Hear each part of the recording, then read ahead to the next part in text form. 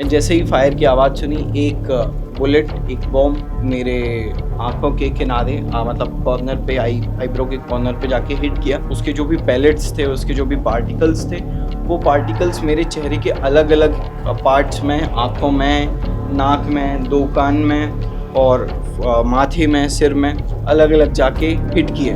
Protest को जो लोग मैनेज कर रहे थे, तो उनमें से किसी ने आपसे बातचीत की, जानने की कोशिश की, आपसे मुलाकात की उन लोगों ने? जो सबसे मेन पैलेट था वो मेरे गर्दन में जाके मेरी जो मेन नर्व होती है जो कि ब्लड के सर्कुलेशन को मेंटेन करती है पूरे बॉडी में, तो उसके जस्ट बगल में जाके वो रुका था। खुदा न खास्ता अगर वो थोड़ा सा और अंदर चला जाता तो इंटरनल ब्लीडिंग भी हो सकती थी और उससे स्ट्रोक भी आ सकता था बॉडी में। ये बीजेपी के साबिक सदर हैं और कैबिनेट मिनिस्टर है जेपी नड्डा, तो मुलाकात करने गए थे, आपसे भी उन्होंने मुलाकात की। तो मुलाकात के दौरान उन्होंने क्या कहा, क्या बातचीत हुई? उन्होंने एक सवाल किया कि why you were there on that protest, means कि आप उस प्रोटेस्ट में हिस्सा क्यों लिए। आपने जो मीडिया को इंटरव्यू दिया, सबसे पहले इंडियन एक्सप्रेस से भी आपने बातचीत की थी, तो पुलिस ने, रैपिड एक्शन फोर्स ने आपको कोई डराया, धमकाया कि मीडिया में मत आओ, कुछ ऐसा? पहले टाइम्स में खुशामदीद, मैं हूं आपके साथ शम्स तबरेज़ कासमी।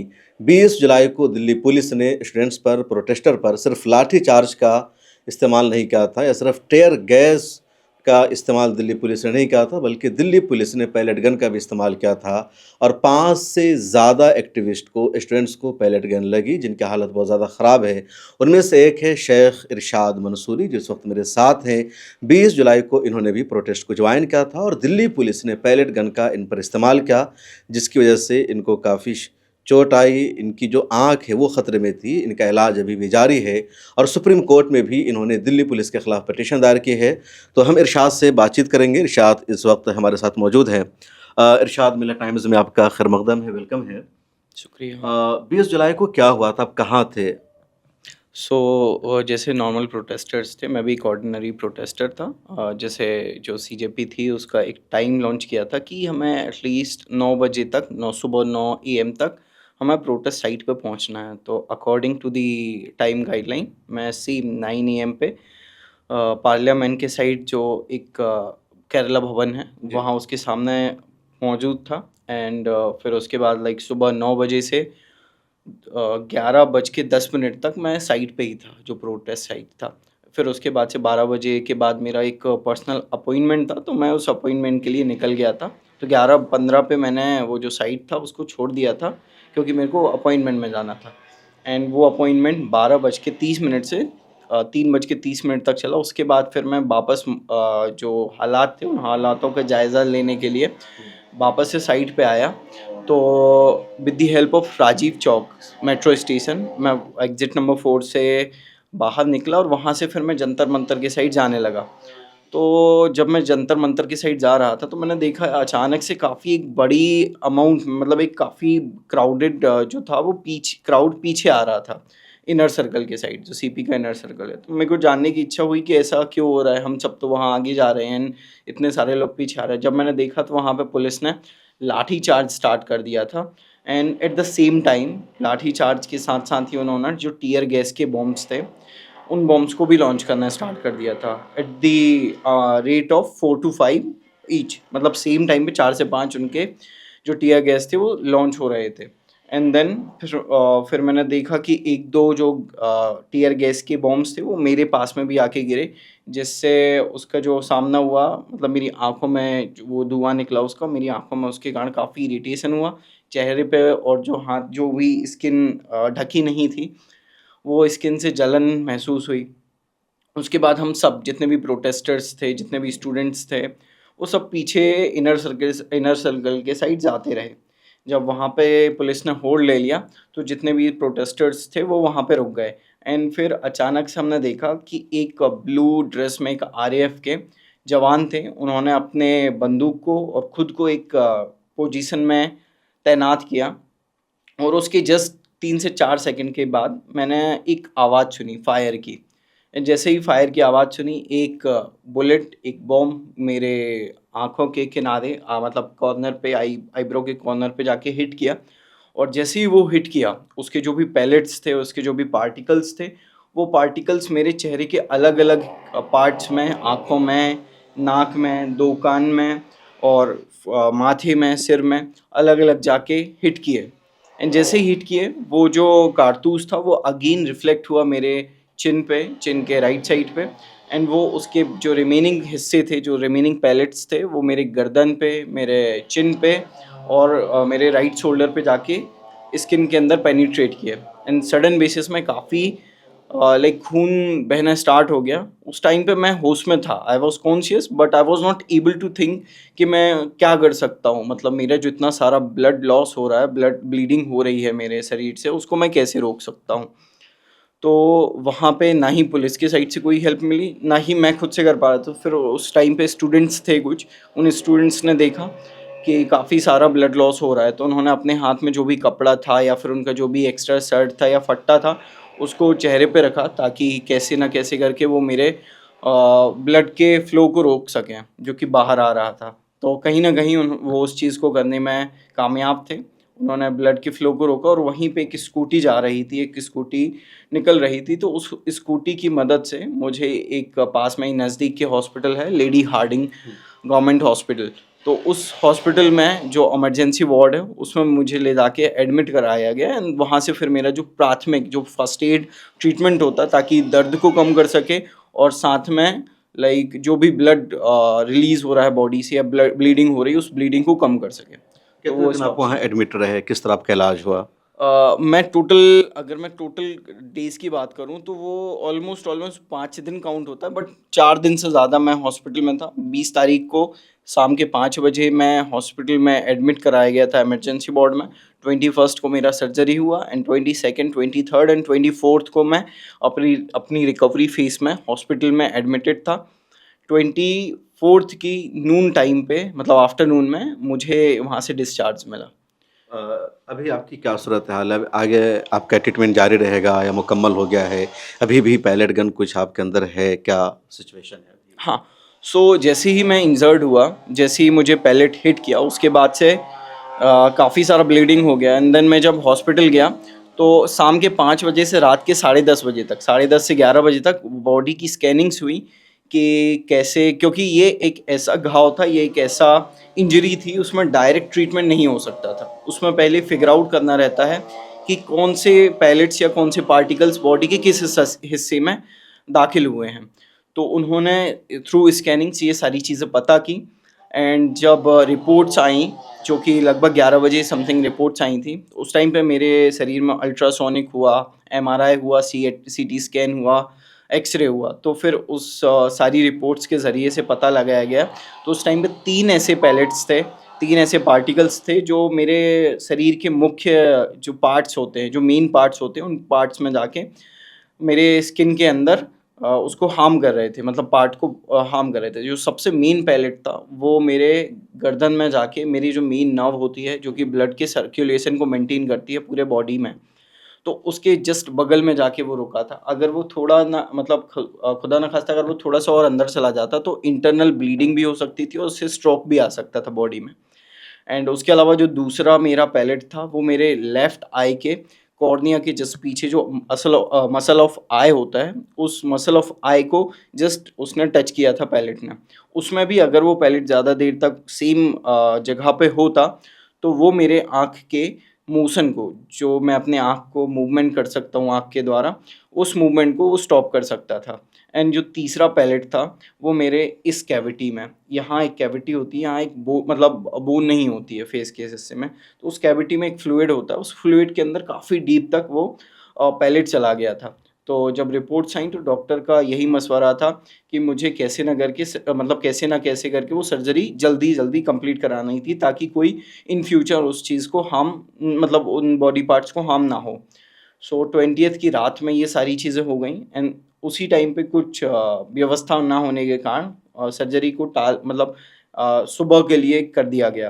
तो सुबह सारा परमिशन होने के बाद सर्जरी स्टार्ट हुई। एंड मेरे लाइक अपर बॉडी में टोटल 4 सर्जरीज़ हुई थी और ये 3.5 घंटे में मुकम्मल हुआ था पूरा सर्जरी का जो टाइम था। 4 सर्जरीज़ हुई, जिसमें 7 पैलेट्स रिमूव किए गए। तो अभी आप कैसा, फिर आप मुकम्मल तौर पर महफूज़ हैं, सेफ़ है, आगे कोई ट्रीटमेंट की ज़रूरत नहीं पड़ेगी? अभी भी आपको लगता है कि कुछ खतरा है या आगे भी उसका असर बाकी रहेगा? हाँ, तो डॉक्टर्स ने जितना मुझे इत्तला किया या फिर जितना मुझे बताया, उसके हिसाब से मतलब इस चीज़ में अब कोई ऐसा डेंजरस चीज़ नहीं है।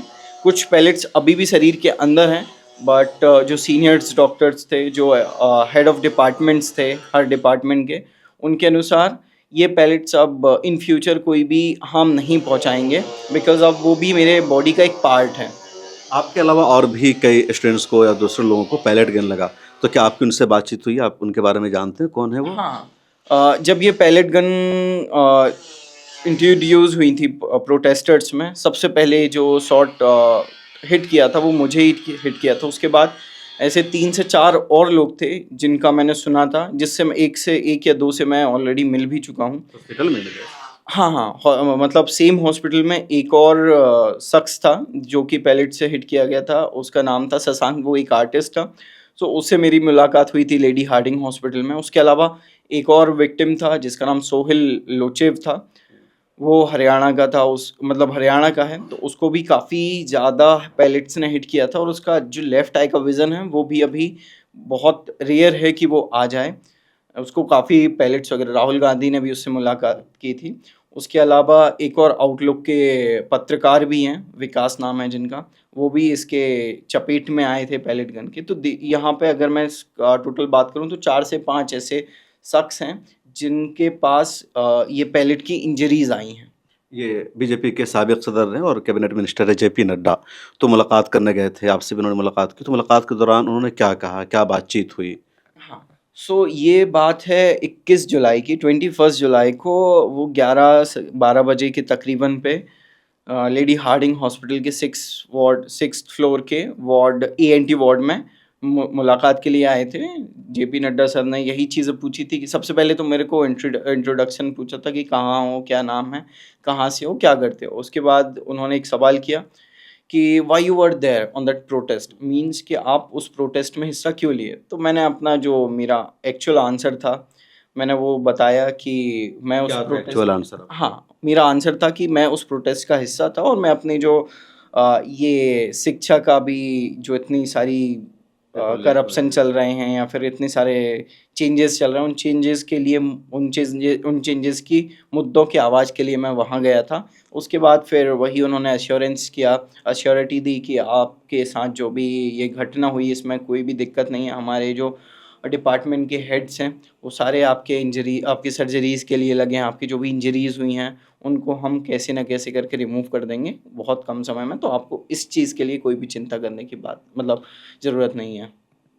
अभी आप कह रहे थे कि आपने सुप्रीम कोर्ट में भी पिटीशन दायर की है पुलिस के खिलाफ कि उन्होंने आप पर पैलेट गन का इस्तेमाल किया, तो क्यों आपने सुप्रीम कोर्ट का दरवाज़ा खटखटाया है? क्या मांग है आपकी अदालत से?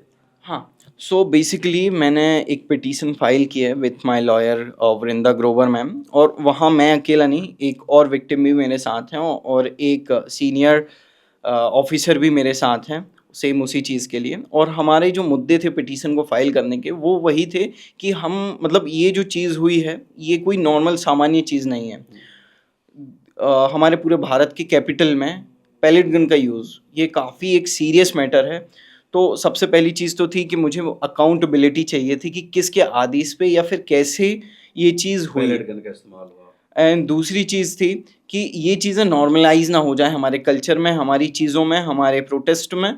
तो मैंने इस चीज़ के लिए भी ये पिटीशन फाइल किया है कि ये नॉर्मलाइज़ ना हो पाएँ। मतलब पैलेट गन क्राउड मैनेजमेंट के लिए कोई फर्स्ट वे नहीं है, कोई भी मुख्य वो वेपन नहीं है कि आप उसको कोई भी प्रोटेस्ट कर रहे हैं, स्पेशली व्हेन जब मतलब आप निहत्थे हो, आपके हाथ में कोई भी नहीं है। और ये प्रोटेस्ट आपको भी पता है, सबको पता है कि ये प्रोटेस्ट स्टूडेंट्स के द्वारा किया गया था। एंड उनका बात सिंपल सा था कि उनको अकाउंटेबिलिटी चाहिए, उनको जानना है कि ये पेपर लीक्स क्यों हुए और जो इनका मेन कॉज़ है, जो कि शिक्षा मंत्री थे उस टाइम पे धर्मेंद्र प्रधान, उनका इस्तीफ़ा चाहिए था। और हमें ये बताया गया था, नॉट हमें, जितने भी प्रोटेस्टर्स थे सबको बताया गया था कि ये टोटली वायलेंट फ्री प्रोटेस्ट रहेगा। मीन्स यहाँ पे कोई भी हिंसा, कोई भी अभद्र चीज़ें नहीं होंगी, ये प्रॉपर शांतिपूर्ण प्रोटेस्ट रहेगा जहाँ पे आप अपने हमारे भारत के तिरंगे को ले ला के दिखा सकते हो, अपना जो कॉन्स्टिट्यूशन का बुक है, संविधान का जो हमारा किताब है उसको दिखा सकते हैं, या फिर हम शांति के लिए एक अपना गुलाब अपने साथ में रख सकते हैं। यहाँ पे कोई भी वायलेंस का जिक्र नहीं थी। हाँ, स्टूडेंट्स का प्रोटेस्ट था तो वायलेंस होगा, ऐसी कोई उम्मीद नहीं। But I don't know how जो ऑफिसर्स थे, जो आरएएफ थे, उन्होंने पैलेट गन यूज़ की जो कि काफ़ी लाइक एक गलत चीज़ है, तो उन्हीं सारी चीज़ों को नॉर्मलाइज़ ना होने दें। इस चीज़ के लिए मैंने तो आपको पिटीशन लगता है फाइल कि आपकी जो पिटीशन है उसको सुप्रीम कोर्ट सीरियस लेगी, पुलिस से जवाब तलब किया जाएगा, क्यों आपने इस्तेमाल किया? कोई कंपनसेशन वगैरह की माँग रखी है आपने? हाँ, सबसे पहले जब ये इंजरी हुई थी उसी के बाद मैंने कुछ इंटरव्यूज़ प्रिंट मीडिया के लिए भी दिए थे, जिसमें द हिंदूज़ ने भी इस पे प्रिंट किया था और इंडियन एक्सप्रेस ने भी इस पे प्रिंट किया था, जिसमें सेम मेरे ही केस पे इंडियन पुलिस ने, मतलब जो दिल्ली पुलिस है, दिल्ली पुलिस ने इनकार किया था कि उन्होंने कोई भी पैलेट गन यूज़ नहीं की है। बट उसके बाद सारे विक्टिम्स सामने थे। सो इन्हीं चीज़ों के लिए हमने लाइक ये पिटीशन फाइल किया था और मतलब ये चीज़ हमने की थी। बिल्कुल इरशाद, आप प्रोटेस्ट कर रहे थे और जो डिमांड थी सीजेपी की, धर्मेंद्र प्रधान का इस्तीफ़ा हो। 20 जुलाई को आप ज़ख्मी हो गए, अस्पताल में एडमिट रहे। 25 जुलाई को उनका इस्तीफ़ा हो गया। तो जब इस्तीफ़ा की आपको खबर मिली तो आपको खुशी हुई कि अगर हमें पायलट गन लगा, बट जो हमारी माँग थी वो माँग पूरी हो गई, कुर्बानी रंग लाई है? हाँ, सो 24 तारीख को जुमा के दिन फ्राइडे के दिन मेरा डिस्चार्ज हो गया था हॉस्पिटल से। 24th के बाद मैं अपने फ्लैट पे चला गया। 25th को मेरे काफ़ी अज़ीज़ दोस्त हैं, जिन्होंने काफ़ी देखभाल की मेरी, अनिकेत राठौर उनका नाम है। सो उन्होंने काफ़ी देखभाल की, सारी चीज़ों में मदद की, हर एक चीज़ मेरे लिए उन्होंने डिसीज़न लिया। सो उन्होंने मेरे को कॉल किया और बताया कि ये है, एक बात हम न्यूज़ भी देख सकते हो, और उन्होंने वर्बली भी मेरे को वो चीज़ दी। तो उस टाइम पे जैसे ही मैंने न्यूज़ सुनी मुझे काफ़ी अच्छा लगा और मन में एक और चीज़ आई कि चलो एटलीस्ट हमारा जो परिवर्तन है, उस परिवर्तन का स्टार्ट हो चुका है। जैसा मेरा नाम है इरशाद, आप भी जानते हो उसका मतलब, तो वो चीज़ मतलब स्टार्ट हो चुकी है, उस चीज़ का शुरुआत हो गया है। तो मुझे काफ़ी खुशी हुई वो चीज़ जान के, और मुझे मन में भी लगा कि ये सब इंसिडेंट हुआ, इंसिडेंट के बाद से एटलीस्ट कुछ अच्छा हुआ। और फिर मुझे भी लगा कि हाँ, मुझे भी अपने ऊपर गर्व हुआ कि भले ही मुझे पैलेट्स लगे हैं, बट एटलीस्ट उस इंसिडेंट के बाद से हमारे पास कुछ पॉजिटिविटी आई है हमारे मतलब जो एनवायरनमेंट है उसमें। तो मुझे काफ़ी अच्छा लगा जब मैंने वो इरशाद, सीजेपी के फाउंडर अभिजीत या सौरभ दास, उनके स्पोक पर्सन, जो पूरी टीम थी प्रोटेस्ट को जो लोग मैनेज कर रहे थे, तो उनमें से किसी ने आपसे बातचीत की, जानने की कोशिश की, आपसे मुलाकात की उन लोगों ने? बेसिकली मैं सबसे पहले यही चीज़ मेंशन करना चाहता हूँ कि मैं किसी भी एक सिंगल पॉलिटिकल पार्टी के साथ एफ़िलिएटेड नहीं हूँ। मतलब मैं जितनी भी, अगर मैं प्रोटेस्ट में भी गया तो वो मैं अपनी इंडिविजुअलिटी के ऊपर गया था। क्योंकि जो गलत हो रहा था उस गलत के लिए मैं आवाज़ उठाने गया था। तो मैं किसी भी पॉलिटिकल पार्टी से कनेक्ट नहीं हूँ। अगर कनेक्शन आया भी होगा तो मुझे नहीं पता, बिकॉज़ मैं उस टाइम पे ना ही नहीं, ये फ़ोन सवाल लेकर इसलिए मैं पूछ रहा हूँ क्योंकि आपको उस पार्टी से कनेक्शन नहीं है, जितने लोग थे उस पार्टी का पार्ट नहीं थे।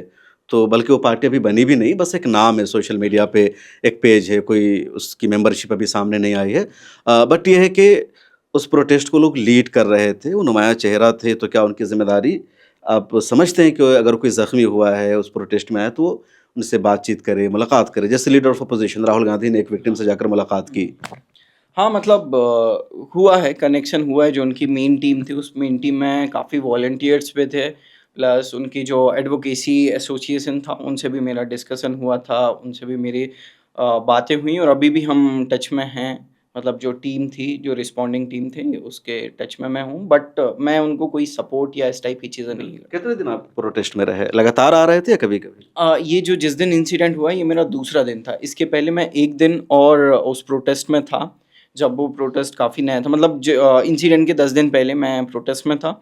फिर वापस जब 20 तारीख को ये सब हमारा ये मार्च था, तो उस मार्च में हम गए थे एंड देन ये इंसिडेंट हुआ। इरशाद रज़ा, आप अपने बारे में बताइए, कहाँ से आते हैं, क्या करते हैं दिल्ली में आप? हाँ, तो मतलब मेरा पूरा नाम वैसे शेख इरशाद मंसूरी है। मेरे हाँ, पास हाँ। 2 तो सरनेम्स हैं, मैंने शेख बता एंड दिया। मंसूरी। एंड मैं बिलॉन्ग करता हूँ एक फार्मर फैमिली मंसूरी से। क्यों लिखते हैं? शेख का तो मतलब शेख सिद्दीकी हैं आप, हाँ, मंसूरी एक अलग कास्ट है, हाँ, तो हाँ। आप क्यों लिखते हैं मंसूरी? मतलब मेरे जो फैमिलीज़ है, उस फैमिलीज़ में सरनेम है ये। हाँ, सो 2 सरनेम्स मिला के तो वो पूरा मेरा नाम शाइख इरशाद मंसूरी है। एंड मैं फार्मर फैमिली से हूँ। मतलब मेरी फैमिली जबलपुर एक जगह है मध्य प्रदेश में, वहाँ से बिलॉन्ग करती है। और मैंने अपना जो स्कूलिंग्स वगैरह है या फिर मेरा जो बॉर्न प्लेस है वो सेम पाटन मतलब जबलपुर ही है। उसके अलावा मैंने जो अपना मास्टर्स किया है और उसके अलावा एक और डिप्लोमा किया है। मैंने मास्टर्स इन बिज़नेस एडमिनिस्ट्रेशन किया है, वो दूसरे शहर, इंदौर नाम का एक शहर है जो कि 600 किलोमीटर है जबलपुर से। मैंने इंदौर से अपना मास्टर्स किया एंड देन उसके बाद मैं गुड़गांव आया। सो गुड़गांव में मैं एज एन अकाउंट्स मैनेजर एक प्राइवेट फर्म में पिछले 2 सालों से, लास्ट 2 ईयर से मैं सेम कंपनी में काम कर रहा हूँ। दिल्ली में आप अकेले रहते हैं अभी? हाँ, अभी मैं यहाँ पे अपने फ्लैट पे अकेला ही आपने जो मीडिया को इंटरव्यू दिया, सबसे पहले इंडियन एक्सप्रेस से भी आपने बातचीत की थी, तो पुलिस ने, रैपिड एक्शन फोर्स ने आपको कोई डराया, धमकाया कि मीडिया में मत आओ, कुछ ऐसा? नहीं, मेरे मतलब जब से ये इंसिडेंट हुआ है उसके बाद से मैंने जो भी इंटरेक्शन किया है मीडिया या जर्नलिस्ट के साथ या फिर मेन स्ट्रीम चैनल्स के साथ, तो उसके बाद से मुझे ना ही किसी ने कुछ डराया है, ना ही कुछ धमकाया है, ना ही मेरे पास कुछ इस टाइप के मैसेजेस आए हैं। तो हम बातचीत कर रहे थे इरशाद मंसूरी से, जिनको पैलेट गन लगा और इनके जो ज़ख़्म है आप अभी भी स्क्रीन पर देख सकते हैं, आँख में, गले में, इनकी 3 सर्जरी हुई है और अभी भी पैलेट गन का जो कुछ पार्ट है वो बाकी है। पैलेट गन को बहुत कम लोग हिंदुस्तान में जानते हैं और शायद अब लोग जान जाएँ। जो कश्मीरी है वो तो अक्सर पैलेट गन को जानते हैं, क्योंकि कश्मीर में बेदर्दी के साथ पुलिस और फोर्स पैलेट गन का इस्तेमाल करती रही है मुजाहिरीन को मुंतशिर करने के लिए, उनको प्रोटेस्ट करने से रोकने के लिए। लेकिन नॉर्थ इंडिया में या इंडिया के बकिया इलाकों में अमूमन पैलेट गन का इस्तेमाल नहीं किया गया है। शायद ये पहला प्रोटेस्ट है जिसमें दिल्ली पुलिस ने पैलेट गन का इस्तेमाल किया और ये बात भी बाद में सामने आई। 20 जुलाई को मैं खुद ग्राउंड पर मौजूद था, मेरी टीम थी, दूसरे लोग थे और रिपोर्ट यही आ रही थी कि दिल्ली पुलिस ने लाठी चार्ज किया है, आंसू गैस के गोले दागे हैं और भीड़ को मुंतशिर करने की पुलिस ने पूरी कोशिश की। पैलेट गन जो है वो डिस्कशन का पार्ट था ही नहीं। जब इरशाद का इंटरव्यू इंडियन एक्सप्रेस में आया, इंडियन एक्सप्रेस ने कह लीजिए पहली स्टोरी शाये की कि पैलेट गन भी लगा है इरशाद उसके विक्टिम में, फिर 5-6 नाम सामने आए। मुझे भी हमारी टीम ने और हमारे जो इंग्लिश के एडिटर है उन्होंने बताया कि पैलेट गन का भी दिल्ली पुलिस ने इस्तेमाल किया। तो ये सीरियस मामला है कि पैलेट गन तक का दिल्ली पुलिस ने इस्तेमाल किया है। छोटी छोटी गोलियां होती है, आंखों में लगती है तो रोशनी चली जाती है और एक तरह से कह लीजिए कि फायरिंग का एक छोटा सा पार्ट है। टेयर गैस से या लाठीचार्ज से उतना इस्तेमाल नहीं होता, लेकिन अगर किसी को पैलेट गन लगता है तो कई लोग हमेशा के लिए माजूर हो जाते हैं। अगर आप कश्मीरियों पर बनी डॉक्यूमेंट्री को देखेंगे तो समझेंगे कि क्या ये पूरा मामला होता है। तो इरशाद, बहुत शुक्रिया आप आए और आपने बातचीत की। आप अपनी राय कमेंट सेक्शन में लिखिए। मुझे दीजिए इजाज़त और देखते रहिए मिल्लत टाइम्स। अगर आप चाहते हैं कि मीडिया के मैदान में हमारी कोई आवाज़ बने, मिल्लत टाइम्स मजबूत हो और इसी तरह आज़ादी के साथ ये इदारा काम करता रहे, तो आपको इसकी मंथली मेंबरशिप और सब्सक्रिप्शन लेनी होगी। ज़्यादा नहीं, महीने में 99 या 299 की भी आप मेंबरशिप लेंगे, ये इदारा मजबूत बनेगा। आपकी आवाज़ को इसी तरह मिल्लत टाइम्स उठाता रहेगा। यहाँ एक QR कोड आपको दिख रहा है, इसको आप स्कैन कर सकते हैं या डिस्क्रिप्शन में हमारी वेबसाइट का लिंक मौजूद है, उस पर क्लिक कीजिए। इस तरह का पेज खुलेगा आपके मोबाइल पर, जहां पहले अपना नाम लिखना है, जिस तरह कॉलम बना हुआ है फर्स्ट नेम एंड लास्ट नाम का। उसके बाद फ़ोन नंबर आपको लिखना है, उसके नीचे ईमेल ID आपको अपनी डालनी है, उसके नीचे आई डिक्लेयर लिखा हुआ है जहां आपको टिक कर देना है। नीचे आ जाएंगे, पे नाउ का बटन मौजूद है, जैसे ही आप क्लिक करेंगे UPI एप्लीकेशन खुल जाएगा, खा गूगल पे हो, फ़ोन पे हो, पेटीएम हो या कुछ और हो, और वहां से आगे जो पेमेंट का प्रोसेस है उसको कंप्लीट करना है। इस तरह आप मिल्लत टाइम्स के मेंबर और सब्सक्राइबर बन जाएंगे।